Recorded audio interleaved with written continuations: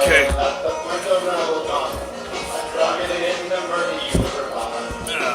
Oh, yeah.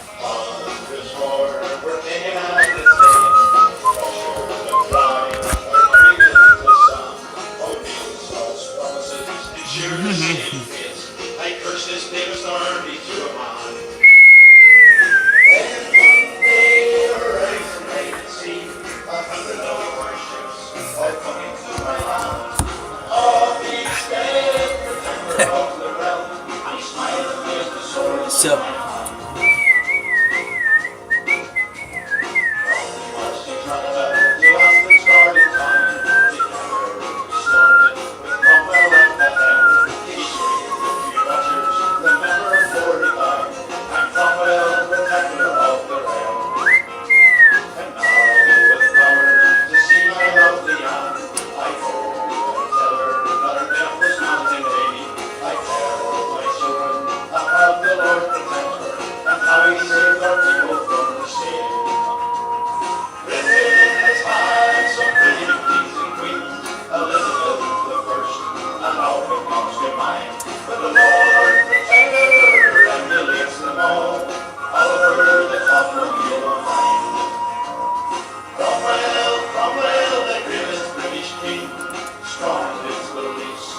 never let us down. For his people, and he rid us of O'Neill.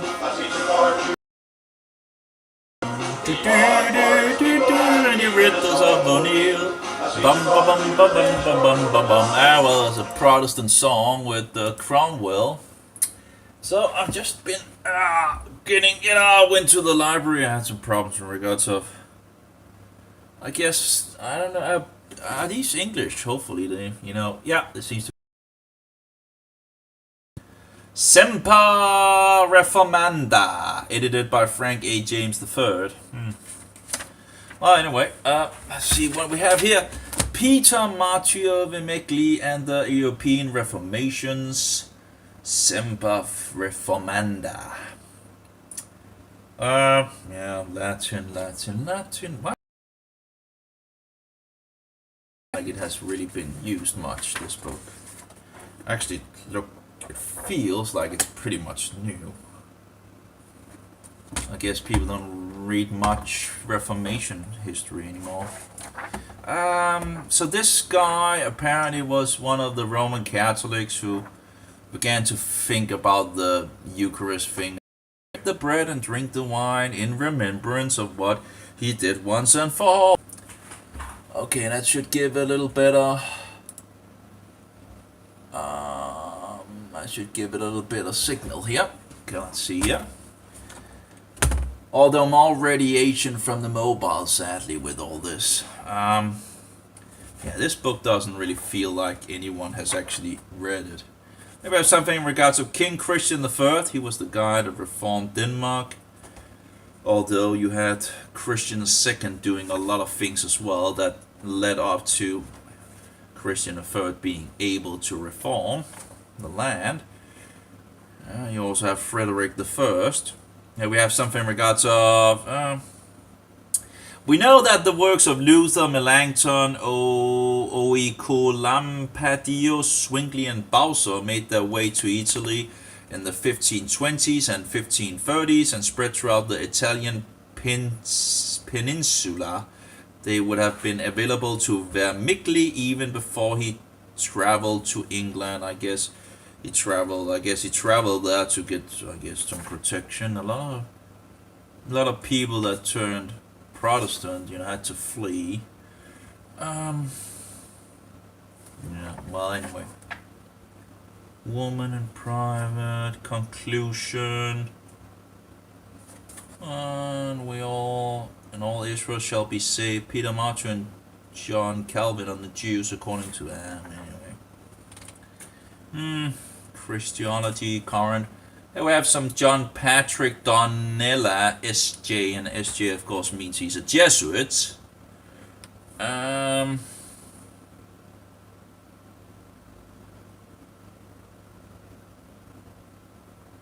I don't know.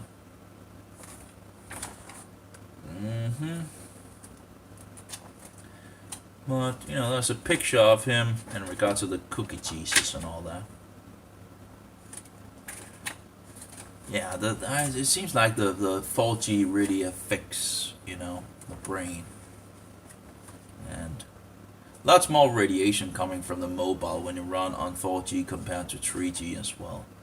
Anyway, I don't know, where's the Eucharist thing? Isn't there anything in regards to the Eucharist? That usually is the biggie, right?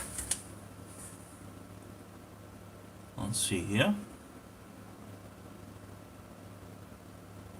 No. Sacramental continuity among Reformed refugees. I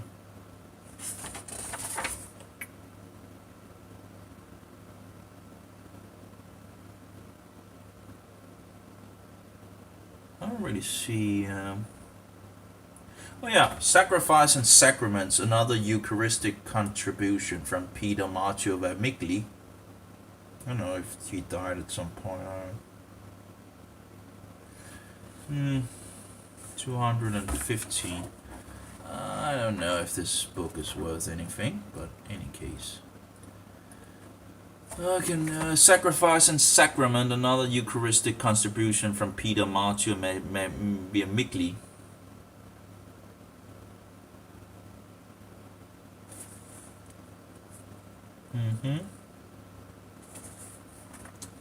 And as far as I know, he believed it to be symbolic, as it is. Anyway, I don't know about this book, if it's of any interest. Anyway, there's a lot of really getting into a lot of books on this subject. Okay, here we have one of the biggie books. That's from Oscar Garstein, a Norwegian. He written 4 volumes. And that was pretty much a response in regards of this book here, written, I guess, at close to the. He talks about that some of their conclusions are the same and all that, but there are some that isn't. So, yeah. By any case, that's another on the topic. That's from Velo Helk. I think he was a Catholic, but I'm not sure. I'm not sure. Maybe he's just a historian. But anyway, so that's one of my own books that I got. So these are borrowed from the library. That's a biggie, you know. Studies in the History of Christian Thought, XLVII Garstein. Seems to be somewhat used. This one at least. The question is, someone has written number 3, Rome and the Counter-Reformation in Scandinavia. Again, it's a little hard to find out if it's 1, 2, and 3. I've been very confused about these things, and Rome and the Counter-Reformation in Scandinavia, but I think all of them are called that. It's a huge book, you know. Oh my! Like, oh my! It's like, how many pages is this? 800 pages. Yeah, great. You know. Wow. Yeah, that's just, you know. Oh my! Postscript.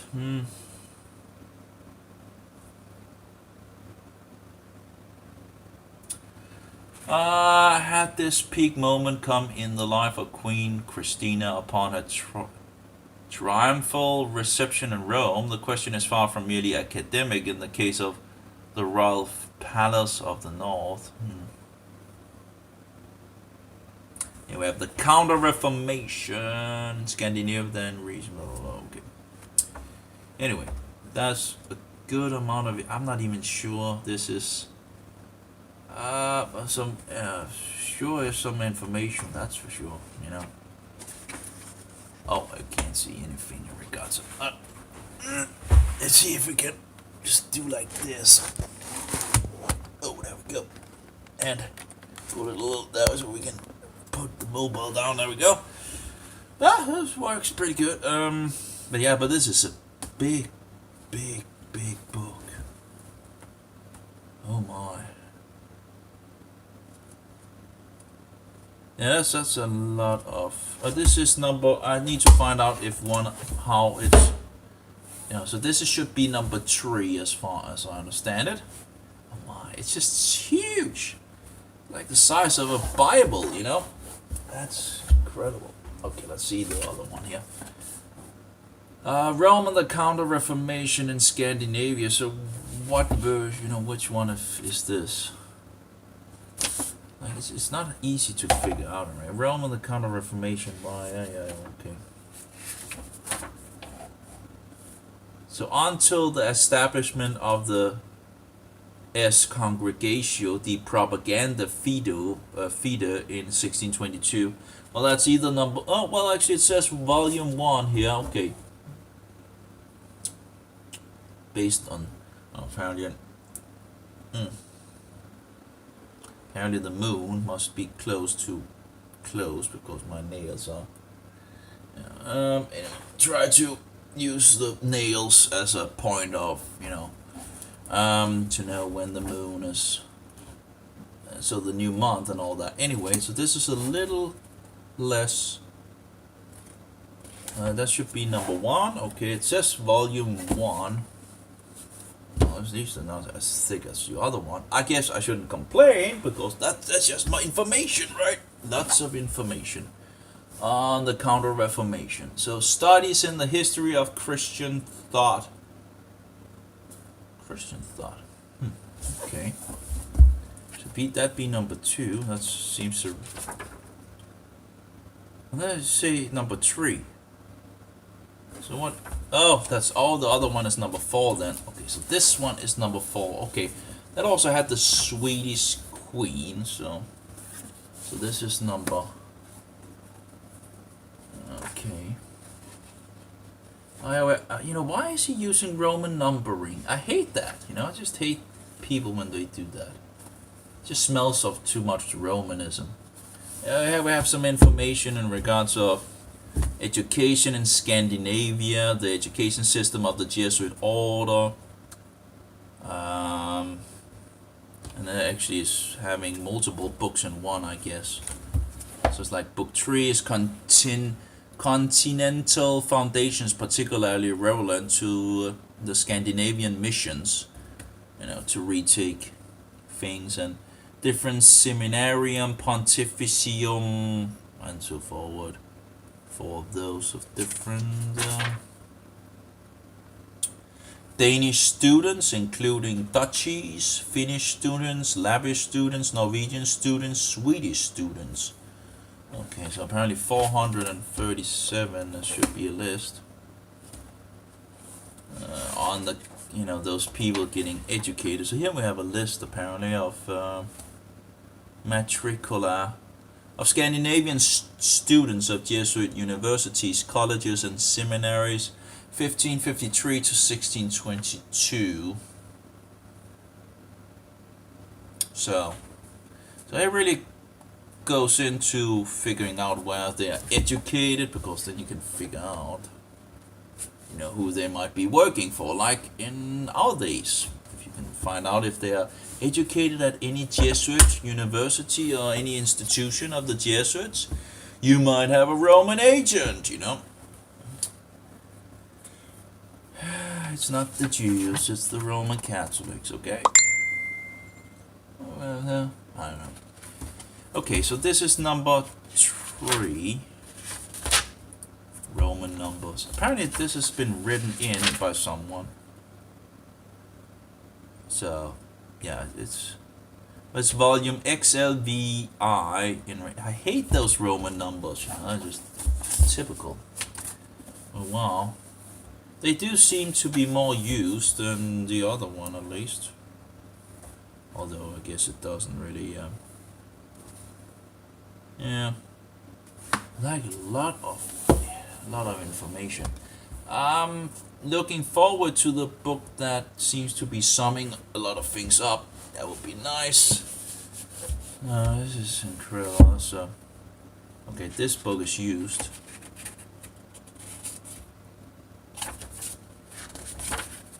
This is volume 2, 1583 to 1622. So, until the establishment of the S. Congregatio di Propaganda Fide in 1622. So here we have book 2, book 1. I guess I'll put like that: book 1 and book 3 and book 4. Wow. That is a good bunch. The book 4 is the biggest of the 4, it seems. Volume 2 does seem to be pretty big as well. Book 1 seems to be the smallest. Book 3 seems to also be not that big again. It's a little higher, but you know, it seems to be pretty much the same numbering of pages as book 1. So book 3 and book 1, I don't know, in regards of, yeah, well, let's see, yeah, something of that nature. So book 2 and book 4 are clearly the ones that are big, you know, with, I don't know, you know, at least I can get a little taste of it and figure out, you know, look at the what is in those books, and yeah, just get a little taste of it. I'm not going to be able to read these books, you know, my brain is just not able, and I'm not a book reader. But it's nice to be able to at least get a kind of feel in regards to these books. And so I can put the information further out if anyone wants these books to read. And okay, it starts out: preface, introduction. Book 1, The Twilight War, the beginning.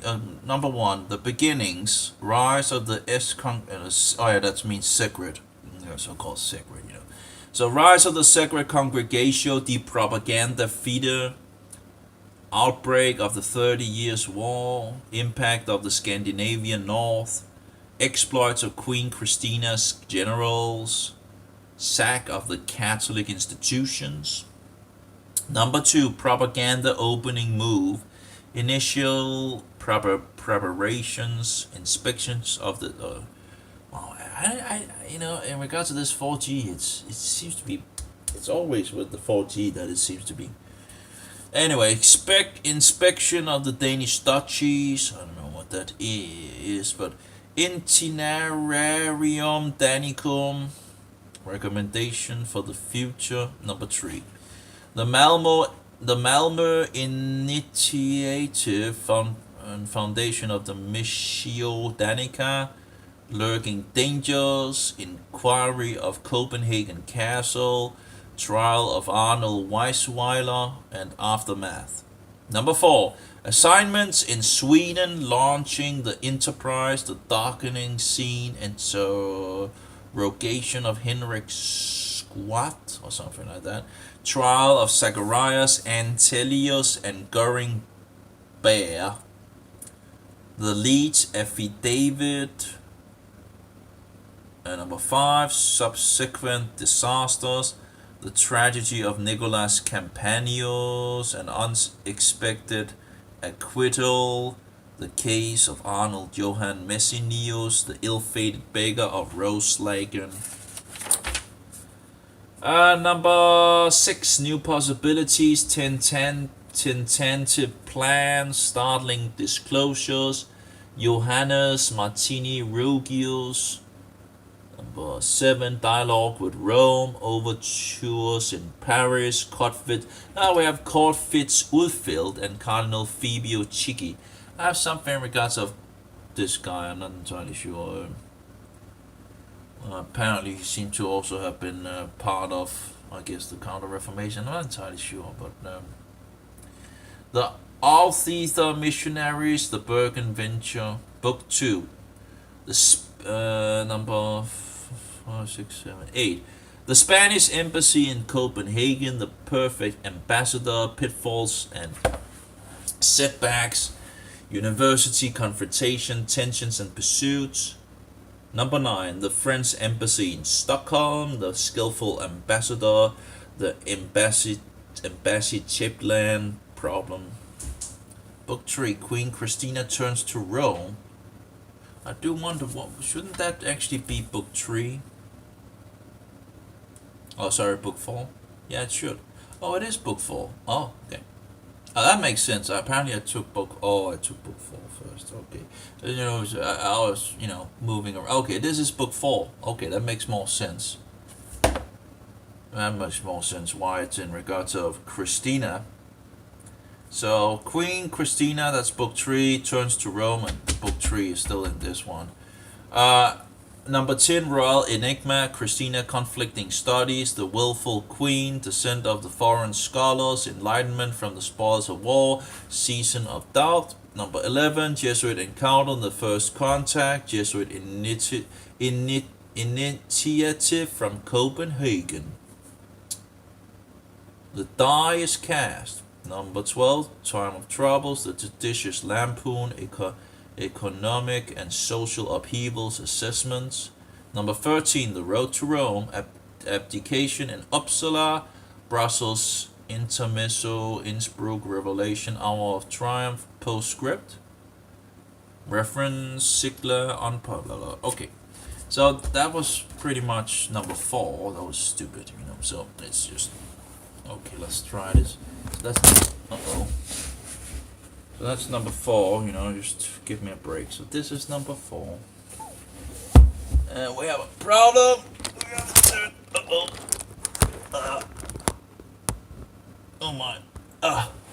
Okay, so that was number 4. Let's see here, number 1. So this... Is this number 1?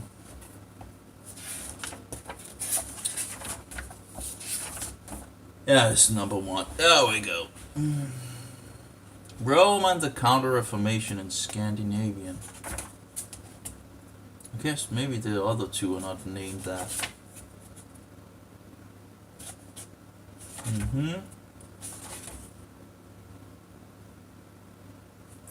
So number 1, introduction, book 1, challenge and response. 1, years of deliberation. Scandinavia after the Reformation, action taken by the exiled archbishops, tactics of propaganda. Number 2, diplomatic feelers, policy of Pope Pius the Fourth, Commandant's mission to Denmark, approach to Sweden, preliminary operations, the Jesuits in Copenhagen, action in Norway. That was number 3, by the way. Number 4, period of possibilities, loopholes for intrigue, opening gambit, problems relating to the Curia. The Curia is the topmost Roman thing, but they are the top guys, I guess, in regards to Roman Catholicism. An improvement move, negotiations renewed. Number 5, approaches, secret dealings with John III. Ground gained. Book 2, Missio Suetica. Number 6, launching the enterprise, initial adventures, Collegium Regium Stockholmse, ecclesiastical political conquest. Number 7, the Papal Investigators, events preceding his arrival, early successor, suspense and strain. Number 8, a decisive interlude, tactical maneuvers, proceeding in Rome, new prospects. Number 9, triumph and tragedy, autumnal tensions, an unexpected respite, Roman Catholic offensive, hour of distress, eternal conflict. Number 10, the aftermath, numerical strength, the struggle for existence, fatal repercussions, the Exodus. Then we have an epilogue, notes and references, and blah blah blah. Okay. So yeah, that's a good amount of. I don't know if I can even get through all the. It's just history. Papal nuncio, right? Not only would the papal nuncio have little difficulty in obtaining a visa to Sweden and procuring Russian ambassadors to accompany him, but he would also be in a position to settle his businesses with the Swedish king in about 1/3 of the time necessary for an emissary from Western Europe. Commandant must have felt a certain relief when blah blah blah. Yeah, okay, that's a lot of history. We have some. Oh yeah, we have Christian III. We also have Frederick II, apparently.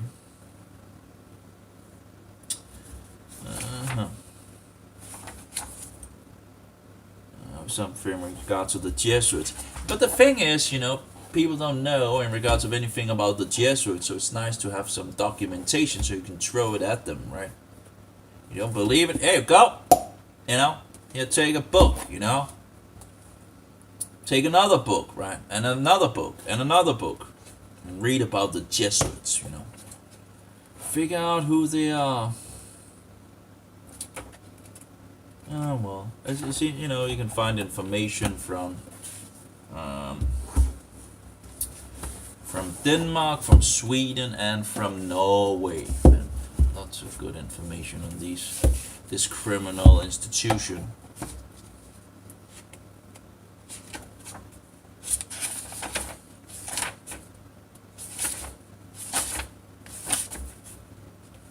Someone has written in Jesus soldater katolsk.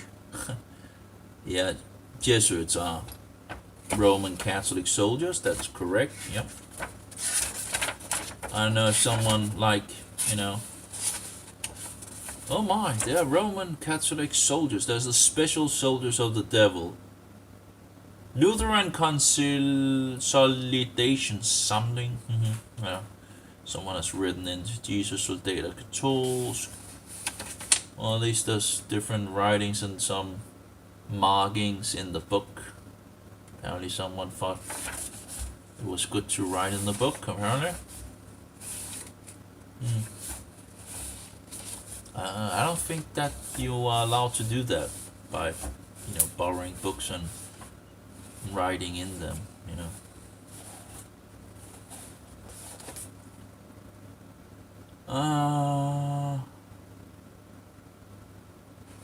Something with Easter.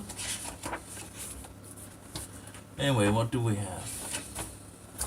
So, introduction, and this should be the second book. Yeah, it says volume 2, so at least that's volume 1 and 2. I don't know if the other volumes are described as like... Anyway, The Gathering Storm.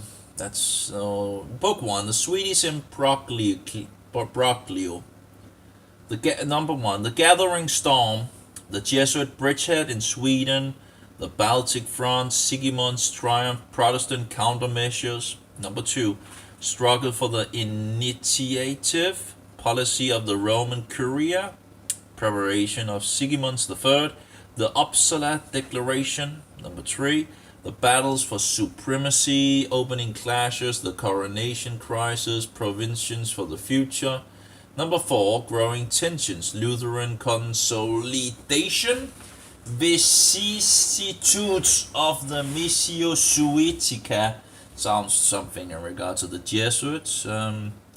Vicissitudes of the Missio Suetica. I don't know. Purge of the Roman Catholic strongholds, elimination of Sigismund's governors. Number 5, return to Storm, negotiations and alliances, Sigismund's special agent, Stangebro and Kirchholm. We have number 6, Laurentius Norvicus, Faithful Mission. That's the guy that actually has been written a good amount of books on. This guy has also written a book on it in Norwegian, and it's also translated to Swedish. I don't have it, but I have this one on Laurentius Nikolai Norvicus, also known as Laurits Nielsen, and Klosterlasse. So different names, three different. He was born, I think, Laurits Nielsen, and he took the Latin name Laurentius Nicolai Norvegus, and then he's a Jesuit. He was, he became a Jesuit, and he was known as Klosterlasse, apparently by the Protestants. But anyway, that's the guy, I guess. So Laurentius Norvegus' faithful mission antecedents, plans for the Missio Danica et Norvegica, I guess in regards to Danish and Norway, preparatory measures, counterstroke, landing in Denmark. Number 7, fate of Norwegian recusants, decisive exposure. Oh, the Gerben trial! Oh, that will be interesting. The Gerben trial, 316. That's Christian the Fourth fixing a trial. I don't know, in regards of, people are really harsh against Christian the Fourth because he was apparently burning some witches. It was all, it's not only witches, also men, it was not only women, there was also men that did pagan stuff, and he didn't want anything of that nature in his nation. So he, pretty much wiped them out, I guess.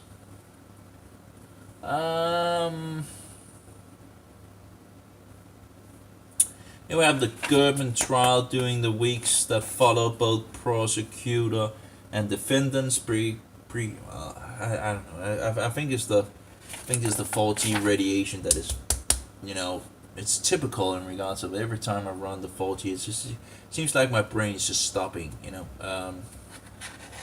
having a hard time thinking and doing, and it is uploading, and it's probably, doing a pretty good amount of radiation, the mobile. It usually is up in the red when you check the device. Very sad. If you go to 3G, you actually go down to the green. But in any case. So the Gerben trial, that's the trial that opened up this thing so I could get all these books and the information. There are some reviews of these different books and all that actually seem to be giving some valuable insights and informations, but again, you need to be, a high grade, whatever, part of this and that and all that, and so it'll probably be a little hard to get more of these reviews. I'm not sure, but we'll see.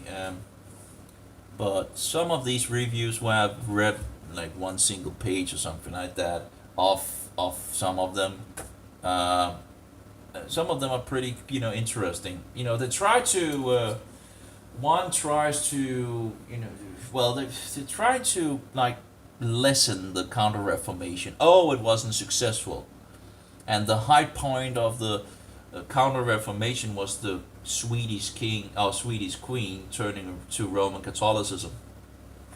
But that's a lie. The Counter-Reformation was still going on, and it's still going on, and it has been highly successful. Because it has been so highly successful, we don't know anything about things. Have you ever heard about the Jesuits? How many of you have heard about the Jesuits? Most, I guess no one has seen this, so I guess none of you. But in any case, most people haven't heard about the Jesuits. Why haven't anyone? If you talk about the Jesuits, they have no clue who they are. How could people forget about the Jesuits, Maybe because the Counter-Reformation has been very, very, very successful. Anyway, so the Gerben trial, the consequences, and 5, 6, 7, 8. Baltic intrigues, the Swedish Emigra faction in Poland, the case of Petros Eriga Petrosa, aftermath, the olive papers, the hunting knife letter, the grand final. So then there's these different things. So anyway, so that's what is in book 2. I don't know. Well, there's a lot of things for sure. Okay, so that was book 1 and book 2, right?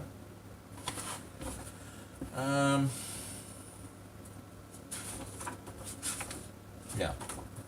Book 1 and book 2. Let's put this over here. It's just way too many pages. Anyway, so this is book 3. And that's following the scholar things. Education, okay, a comparative study. Number 1, education in Scandinavia. Number 2, the educational system of the Jesuit order. Book 2, continental foundation, particularly relevant to the Scandinavian nations. And yeah, well, that's following a lot of these different students and where and so forward. 400 pages, around 400 pages, you know.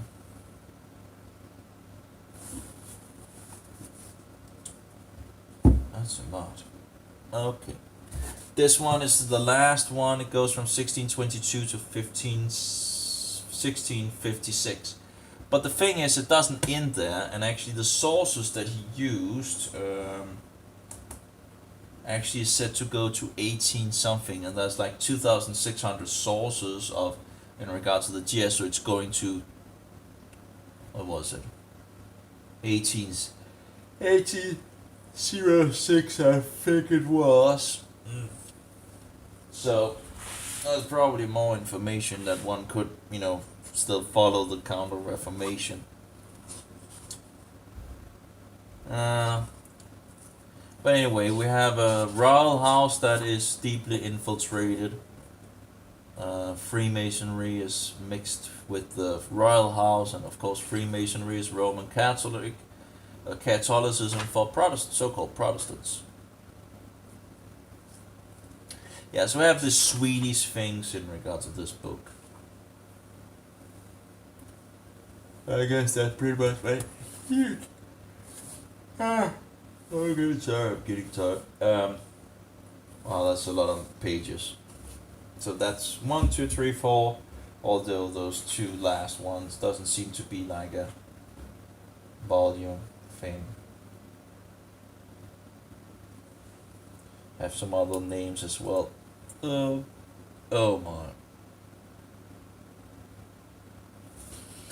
Well, it's I got the books, and I can look further into them. Also I have the other books I would also like to. There's a lot of books I would love to read. It's just my brain is just not functional, you know, for all this reading and studying and all that. But at least I have found other. You know, I'm going to continue to write these sources on my webpage and sort it up in regards of the when and so forward, and try to sum it somewhat up if anyone wants the information, so they know the information is out there, and if they want to investigate themselves, because you know I'm just trying to, you know, sort out things, and I knew the Jesuits had to be there. I'm pretty sure they were there, but I didn't have any documentation on it in regards of the Counter-Reformation in Norway. The northern nations. And now I have some documentation, actually a good amount of documentation, that if anyone does not believe that there is a Counter-Reformation, you can just go look and read some books, you know? Books that is not so much known. But anyway, you can get it, you can get them, and you can begin to, you know, study a little in regards to this. Because the last 500 years has been a battle against Protestantism, which is Christianity that rejects the Pope, you know. Because the Protestants know history and and the Bible, and thereby when they begin to know these things and read the things, they understand who the Antichrist is, and thereby they begin to protest. So any Christian who reads the Bible and studies it and figure out who the Antichrist is will become a Protestant, you know? Because a Protestant is someone protesting, and why wouldn't you protest the Antichrist, you know? You know, you don't want to follow along with the Antichrist. You want to, you know, do what Christ says. Anyway, so this is another book of, in regards of Velo Helg, although I didn't borrow that from the library. I have gotten that in a physical copy. And there's some pretty interesting things in that as well. I had glued it somewhat. It's pretty old, although it's, as far as I know, it's not used, but the glue was still getting off, so I gave it some more glue. Hopefully it will just hold together.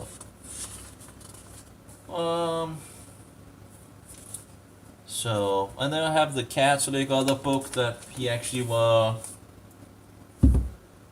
it's hard to figure out, there's so many informations that one could dig into, and yeah.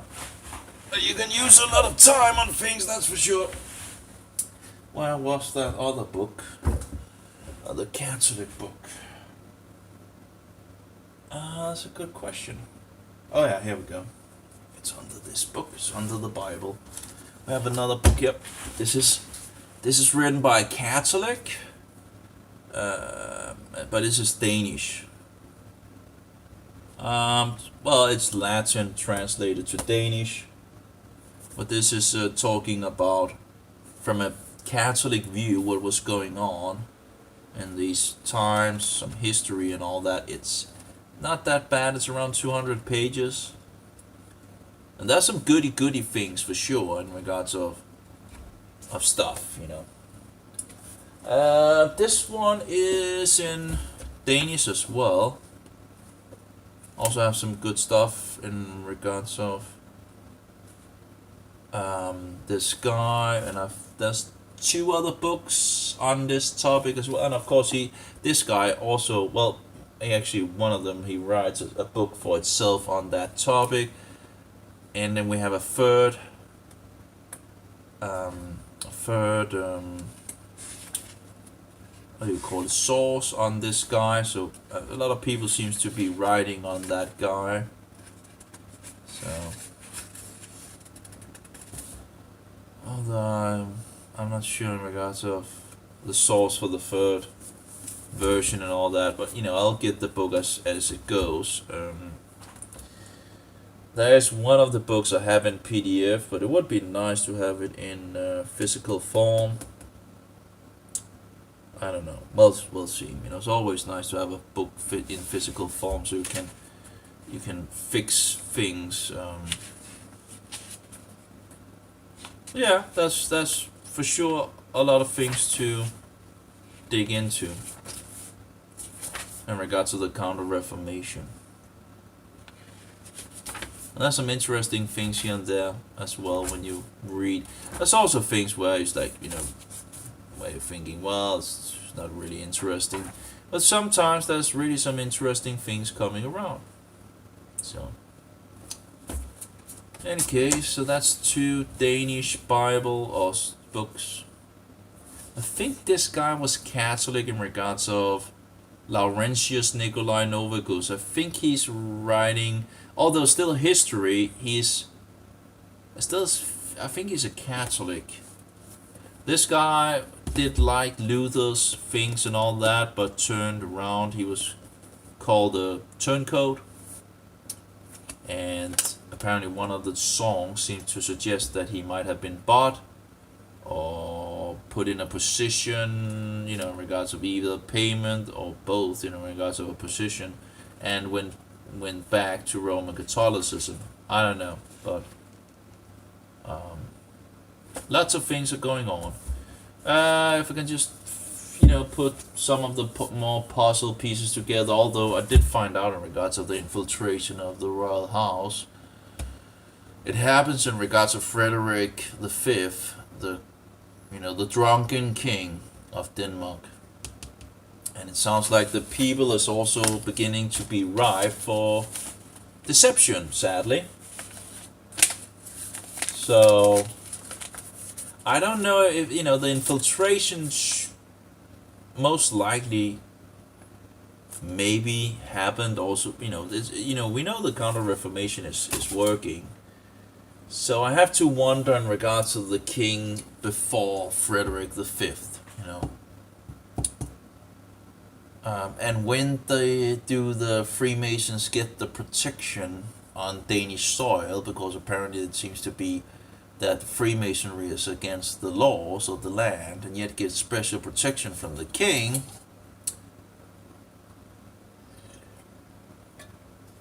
So I don't know when the first protection letter and who. Yeah, I would think it would be Frederick V, because he becomes a Freemason himself before he becomes king.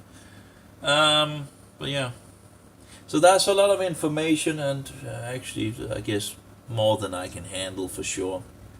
But now I can collect some of the books and put them into, from this book would, for example, be one of the first, because it talks about Christian II and Frederick I, so that would be before, I think, before this guy in some sense. Although I'm not sure when he begins to. Yeah, he. Well, it goes to 1622, like the other one. I think also goes to 1622.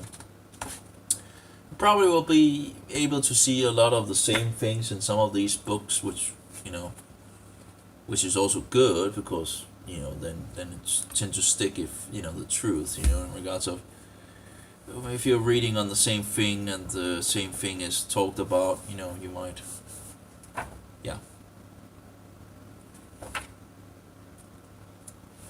I've never really been a reading horse. I'm just trying to collect the puzzle pieces. But yeah, we can see the Jesuits working. We can also see, the Jesuits being highly educated as well, and their plans to, the Roman Catholics, are to infiltrate everything in society. So, yeah, this would be, if I'm going to try to do it in regards of somewhat in an order, this would be the first one, I think. And yeah, I'll fix the rest as we go. But the thing is, just fix the information out there so people know it's there. I also got the thing from the library, but it's just in regards of one of these fighting letters. It's said to be Danish, but it looks more Swedish to me, I have a really hard time reading it, to say the least. I have it around here. Yeah, I don't think that 4G is healthy in any way. It's only 72, and I guess the letters are not that big, but it's hard to read.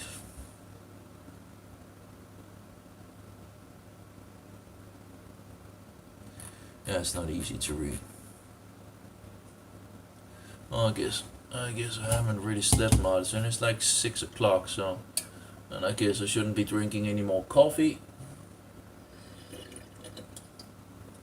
I also got my kefir grains. Hopefully they will begin to grow, but I haven't had much, last couple of times that I got kefir grains, it just didn't work out. When I really had, when my kefir grains really were, moving along, it just, they were just growing like crazy, But I think I tried to freeze them down, and I just couldn't get them started again. So, seemed to die. That was stupid. But it was hard to get anyone to actually continue with the kefir grains. Oh well, so that's some of the books I've figured out, or gotten into, or whatever. I have more books on the way. I'm really looking forward to one specific book that seems to be, and I have it also on my webpage in regards of the books and all that. It should be sent from England, so I guess there's probably going to be some toll thing and all that. So it's going to be one of these expensive books again. But I'm looking forward to it because it seems to be collections of the Jesuits in regards to Denmark, Norway, and I think Sweden as well, and other nations. I think they sum it up, so it's not that long. We'll see, hopefully, because it could be nice to have the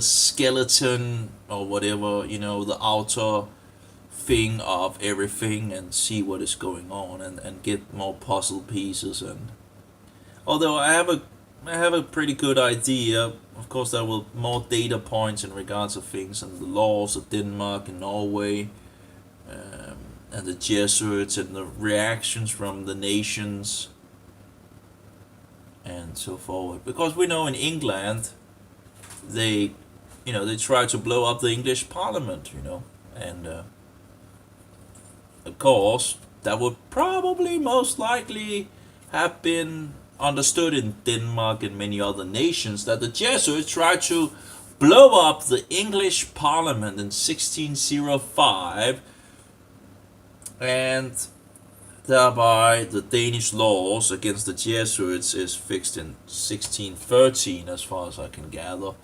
And we also have the trial of King Christian IV, although I can't remember when the trial is, but where we have some of these Roman agents that is, thrown out. Yeah. But maybe that's, again, there's some information further in regards to that in that book, and yeah. Anyway, it's nice to at least find the topic, but then of course Freemasonry comes in 1723, I think it is, yeah. So 1723, the Jesuits are using Freemasonry to conquer the North again. That was their exceptional, effective tool to take over Denmark again and turn it back to the Pope. Freemasonry. The only thing that Freemasonry really should be in this nation is bulldoze the whole thing. And apparently Freemasonry is so intertwined with the royal house, and you can see the royal house are closet papists, so they're not worth anything. So we need a king that is Protestant, We don't need closet papists, And we have had a lot of closet papists since Freemasonry came to, then they're just Freemasons, many of these kings, are protecting Freemasonry. It's disgusting. Why would any king, defend Freemasonry? It's Satanism. It's just outrageous. So there we see it's like going downhill at that point. I need to get some gas out, Yeah, I know. Call the police, We have a gas thing, CO2, dangerous, Put a tax on that guy, Yeah, this is the naughty world we live in, where everything is just loony. It's just a loony madhouse everywhere, I guess that's just how it is. They're ruining everything.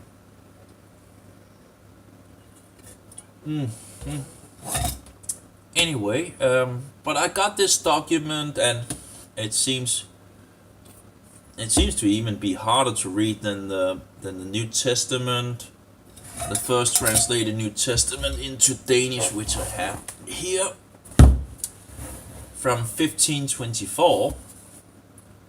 And it's not easy to read, but I think still it seems a little easier than the one I found in regard to this other thing. Like let's go to John or something like that and see if we can I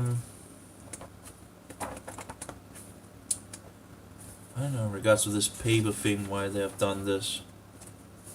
Okay, anyway.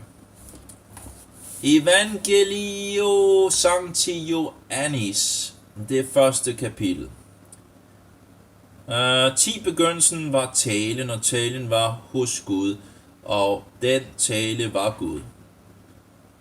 Den samme tale var i begyndelsen, hvor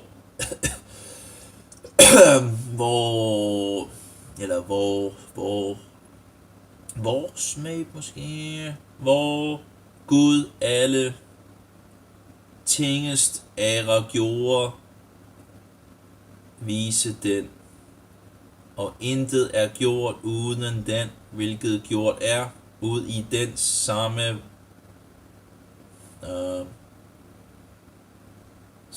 var livet, og livet var menneskenes lys, og lyset livnet ud i mørkene.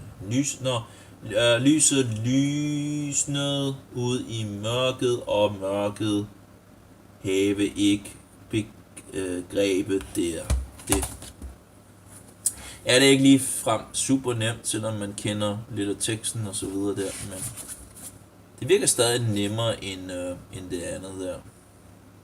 Anyway. Jeg gav lidt op, eller gav sådan set op på det her brev her fra. Jeg kan læse starten af det, men så begynder det at blive noget svært, altså. Jeg burde jo sådan set kunne. Der skal læses lidt mere for ligesom at stille og roligt, så skulle man vel nok kunne få det oversat, men nemt er det ikke. Nå, så er der vist ikke så meget mere, tænker jeg. Det var sådan lidt, ja. Der er den her også. Og den er jo så fået moderne typografi, så det hjælper jo i hvert fald altså en hel del altså med at være nemmere at forstå.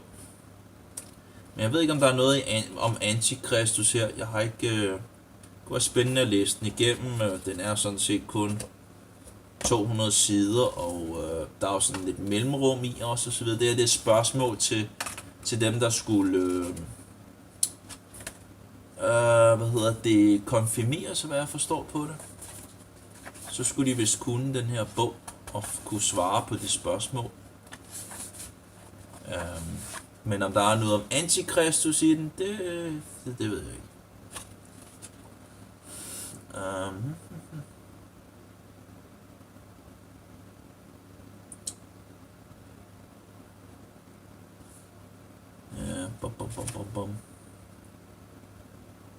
Hvad er en afgud? Det er alt det, som et menneske dyrker, frygter, elsker og forlader sig på i stedet for den eneste sande Gud. Hvordan bedrives sådan afguderi enten på en grov eller fin måde? Hvorledes bedrives sådan afguderi? Hvordan bedrives? Bedrives? Enten på en grov eller fin måde? Jeg kan se, at min næse, eller jeg kan mærke, at min næse, den også har nogle problemer, fyldes op og så videre der.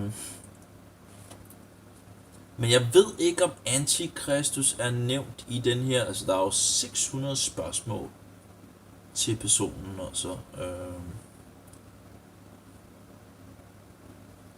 Hvad hører nu mere til sand bod eller omvendelse? Omvendelsen anden og vigtigste del af troen til Kristus, hvorom der før er handlet i den tredje artikel.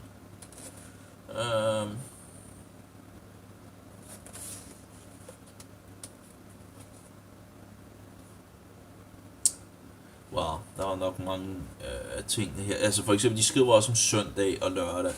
Og det var sådan lidt, jamen vi holder søndag. De ved godt, at lørdag er den sidste dag på ugen, og alligevel så. Altså det er jo tåbeligt altså. Hallo, har I læst Bibelen, ikke? Altså, folk vidste udmærket godt, hvad for en dag der var den sidste dag på ugen. Men Nixon, Bixen. Vi holder søndagen. Hvor står der det i Bibelen? Altså, hold nu op, ikke altså. 7. dag er den 7. dag. Den blev velsignet og sat til tide helt fra begyndelsen af for cirka 6.000 år siden. Men jeg synes ikke rigtigt, jeg kan se noget om Antikristus. Og det er jo sådan lidt kedeligt, hvis der ikke er et eneste ord om Antikristus i den her bog, så jeg er jo meget skuffet altså, ikke? Der skal være noget antikatolsk i sådan en bog, ikke? Altså, det er jo noget af det vigtigste at vide, hvem Antikristus er, altså. Det kan man absolut ikke gå på kompromis med, som Luther sagde, altså. Så, men ja.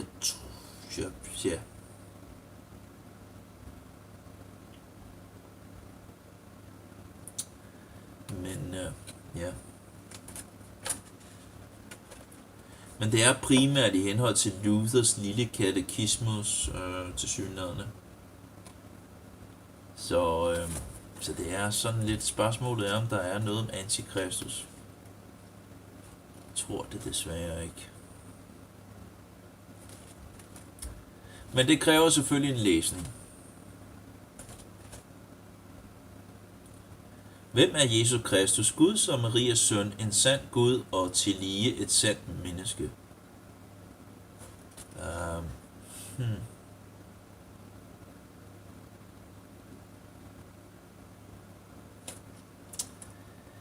Ja, jeg har det sådan lidt, ikke? Det er jo altså meget, meget bedre bare at læse Bibelen og få tingene fra Bibelen af, end at sidde og læse sådan sekundært materiale, altså.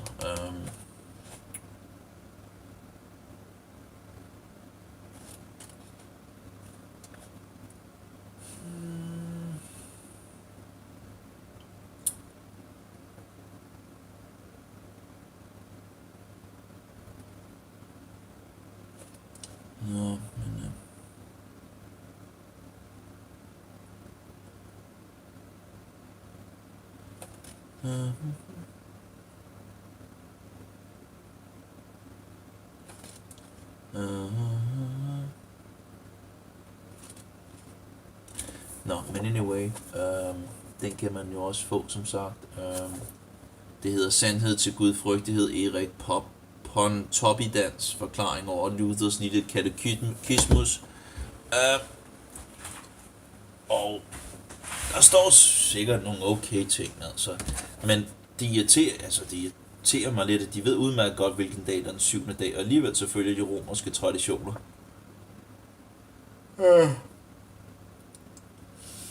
Det er mig noget uforståeligt, altså, at man fortsætter med det.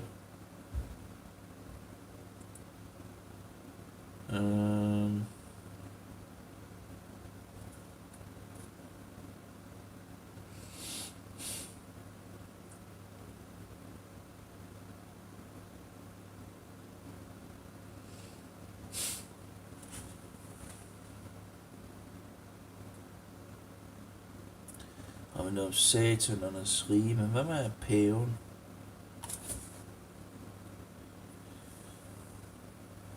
Må der være noget om paven, altså.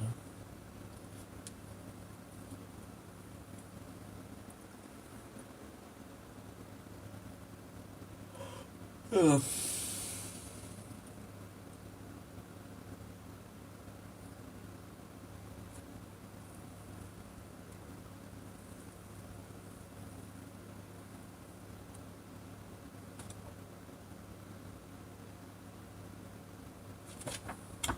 Nå, men det var endnu en bog.